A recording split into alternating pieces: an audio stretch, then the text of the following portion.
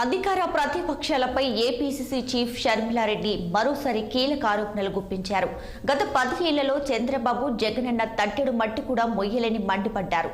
ప్రకాశం జిల్లా గుండ్లకమ్మ ప్రాజెక్టును షర్మిల పరిశీలించిన ఆమె ప్రాజెక్టు గేట్లు కొట్టుకుపోతుంటే సంబంధిత శాఖ మంత్రి మాత్రం సంక్రాంతి డ్యాన్సులు చేస్తున్నారంటూ ఆగ్రహాన్ని వ్యక్తం చేశారు.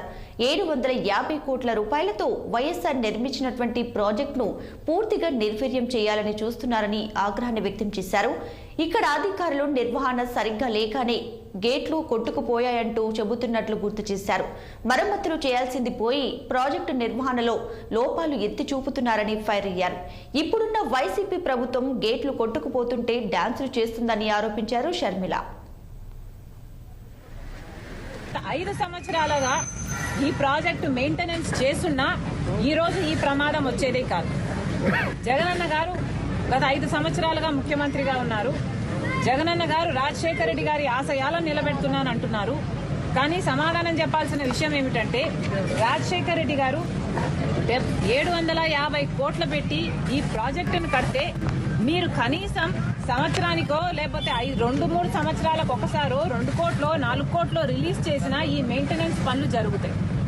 కానీ రాజశేఖర రెడ్డి గారు 700 కోట్లు పెట్టి ప్రాజెక్టు కడితే మీకు కనీసం ప్రాజెక్టు మెయింటైన్ చేసే ఇంగితం కూడా లేదు అంటే మరి మీరు రాజశేఖర రెడ్డి గారి ఆశయాలను ఎలా నిలబెడుతున్నారో వైసీపీ నాయకులు సమాధానం చెప్పాలి.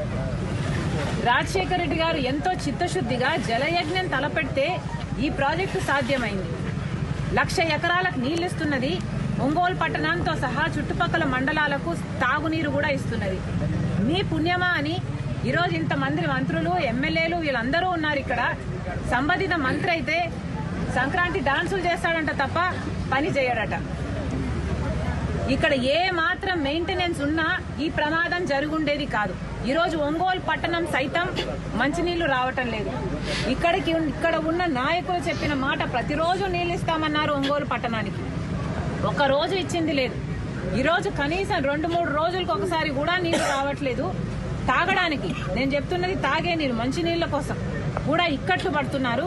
మరి ఈ పాపం అంతా వైసీపీది కాదా? ముఖ్యమంత్రి గారిది కాదా? వైసీపీ